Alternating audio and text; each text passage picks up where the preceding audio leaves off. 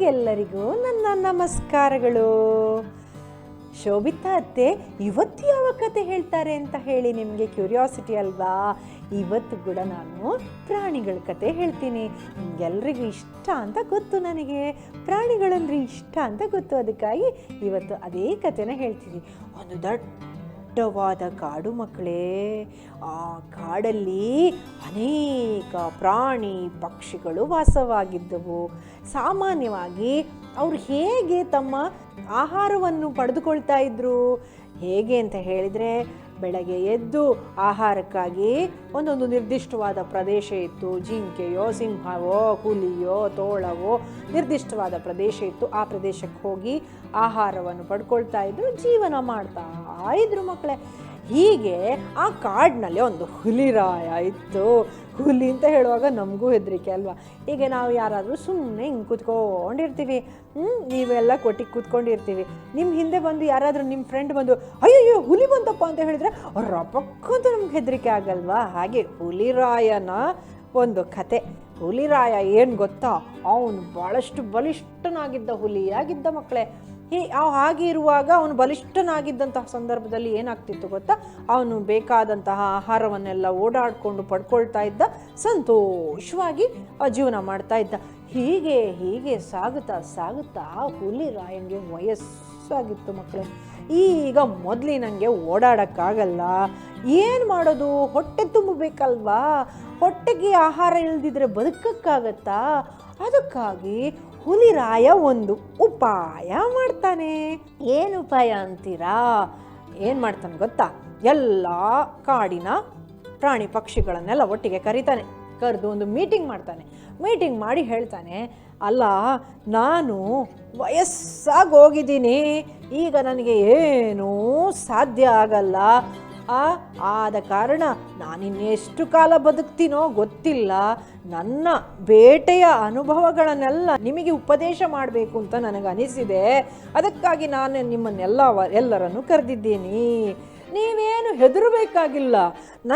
ನನ್ನ ಹತ್ರ ಬನ್ನಿ, ಯಾವಾಗ ಬೇಕಾದರೂ ಬನ್ನಿ, ಬಂದಾಗ ನಾನು ನಿಮಗೆ ಉಪದೇಶ ಮಾಡ್ತೀನಿ ಅಂತ ಹುಲಿರಾಯ ಅಲ್ಲಿ ಬಂದಂತಹ ಪ್ರಾಣಿಗಳ ಹತ್ರ ಎಲ್ಲ ಹೇಳ್ತಾನೆ.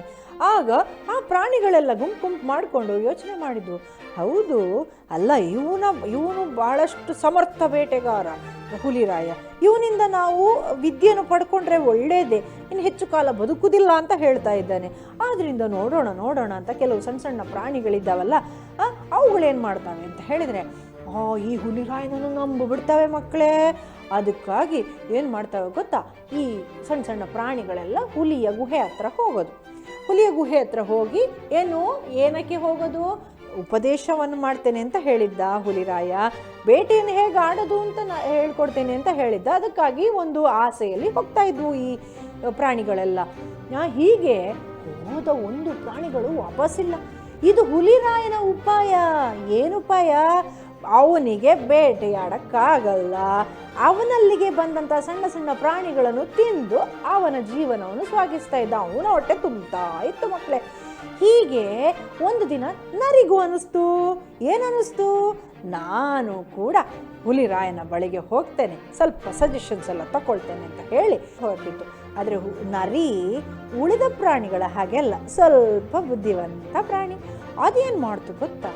ಅಲ್ಲ, ಹುಲಿರಾಯ ಹೇಳೋದೇನೋ ಸರಿ, ಆದರೆ ಅವನು ಬುದ್ಧಿ ಬಿಡ್ತಾನ, ಸ್ವಲ್ಪ ಜಾಗೃತಿಯಾಗಿ ಇರಬೇಕಪ್ಪ ಅಂತ ಅಂದ್ಕೊಂಡು ನರಿರಾಯ ಹುಲಿರಾಯನ ಗುಹೆ ಹತ್ರ ಹೋಗ್ತಾನೆ.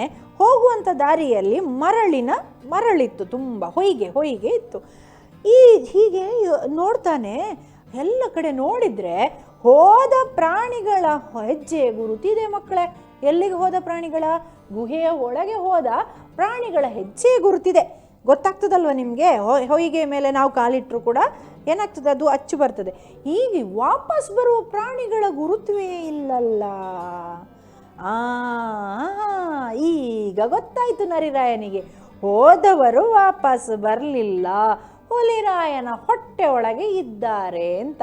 ಅದಕ್ಕಾಗಿ ನರಿರಾಯ ಬಂದದ್ದು ಹುಲಿರಾಯನಿಗೆ ಒಳಗಿಂದ ಕೇಳಿತ್ತು. ಹುಲಿರಾಯ, ಯಾರದು? ಸ್ವಾಮಿ ನಾನು ನರಿಯಣ್ಣ. ನರಿಯಣ್ಣ, ಬಾ ಬಾಬಾ ಇವತ್ತು ನಿನಗಾಗಿಯೇ ನಾನು ವಿಶೇಷವಾದಂಥ ಉಪದೇಶವನ್ನು ಕೊಡಲಿಕ್ಕಿದ್ದೇನೆ, ಬಾರಯ್ಯ ಬಾ. ಇಲ್ಲ ಸ್ವಾಮಿ, ನಾನು ಸ್ವಲ್ಪ ಅರ್ಜೆಂಟಲ್ಲಿದ್ದೇನೆ, ನಾನು ಈಗ ಬರ್ತೇನೆ, ಒಂದು ಅರ್ಧ ಗಂಟೆ ಬಿಟ್ಟು ಬರ್ತೇನೆ. ಇಲ್ಲಯ್ಯ ಇಲ್ಲಯ್ಯ ಬಾರಯ್ಯ, ನಿನಗೆ ನಾನು ವಿಶೇಷವಾದ ಅಡಿಗೆಯನ್ನು ಬೇರೆ ಮಾಡಿಟ್ಟಿದ್ದೇನೆ, ಬಾರಯ್ಯ ಅಂತ ಹೇಳ್ತಾನೆ. ಸುಮ್ಮನೆ ಹೇಳಿದ್ದು ಹುಲಿರಾಯ, ಅವನಿಗೆ ಒಂದು ಕೆಲಸ ಆಗಬೇಕಿತ್ತು, ಅದಕ್ಕೋಸ್ಕರ ಅಡಿಗೆ ಮಾಡೋಕ್ಕೆ ಏನು, ಅವನಿಗೆ ತಿನ್ನೋಕ್ಕೆ ಏನೂ ಇಲ್ಲ ಹುಲಿರಾಯಂಗೆ. ಇಷ್ಟೊತ್ತಿಗೆ ನರಿರಾಯ, ಇಲ್ಲ ಹುಲಿಯಣ್ಣ, ನಾನು ಈಗ ಬಂದುಬಿಡ್ತೀನಿ, ಇನ್ನೇನು ಹೀಗೆ ಹೋಗಿ ಹಾಗೆ ಬಂದುಬಿಡ್ತೀನಿ ಅಂತ ಹೇಳಿ ನರಿರಾಯ ಅಲ್ಲಿಂದ ಒಂದು ಓಡ್ಬಿಟ್ಟ ಮಕ್ಕಳೇ. ನರಿರಾಯ ತಪ್ಪಿಸ್ಕೊಂಡ್ಬಿಟ್ಟ, ಜೀವ ಉಳಿಸ್ಕೊಂಡ್ಬಿಟ್ಟ. ನೋಡಿ ಮಕ್ಕಳೇ, ಹೇಗಿದೆ ನರಿರಾಯನ ಉಪಾಯ? ಹಾಗೆ ಅಲ್ವಾ, ನಾವು ಯಾವುದೇ ಕೆಲಸ ಮಾಡಬೇಕಾದ್ರೂ ಬುದ್ಧಿವಂತಿಕೆಯಿಂದ ಕೆಲಸ ಮಾಡಬೇಕು, ಯೋಚನೆ ಮಾಡಿ ಕೆಲಸ ಮಾಡಬೇಕು ಅಲ್ವಾ? ಹೇಗಿತ್ತು ಕತೆ? ಚೆನ್ನಾಗಿತ್ತ ನರಿಯ ಕತೆ? ಹುಲಿ ಮತ್ತು ನರಿ. ಹುಲಿ ಏನು ಮಾಡ್ತು? ಆ ಹುಲಿಯ ಕೆಟ್ಟ ಬುದ್ಧಿಗೆ ನರಿರಾಯ ಸರಿಯಾದ ಪಾಠ ಕಲಿಸ್ದ ಅಲ್ವಾ? ಅದರಿಂದ ಯಾವುದೇ ಕೆಲಸವನ್ನು ಮಾಡುವಾಗಲೂ ಕೂಡ ನಾವು ಯೋಚನೆ ಮಾಡಿ ಮಾಡಬೇಕು, ಹೌದಲ್ವಾ ಮಕ್ಕಳೇ? ಸರಿ, ಹಾಗಾದರೆ ಮತ್ತೊಂದು ಹೀಗೆ ಸುಂದರವಾಗಿರುವಂತಹ ಕಥೆಯೊಂದಿಗೆ ಶೋಭಿತಾ ಅತ್ತೆಯ ಭೇಟಿ. ನಮಸ್ಕಾರ.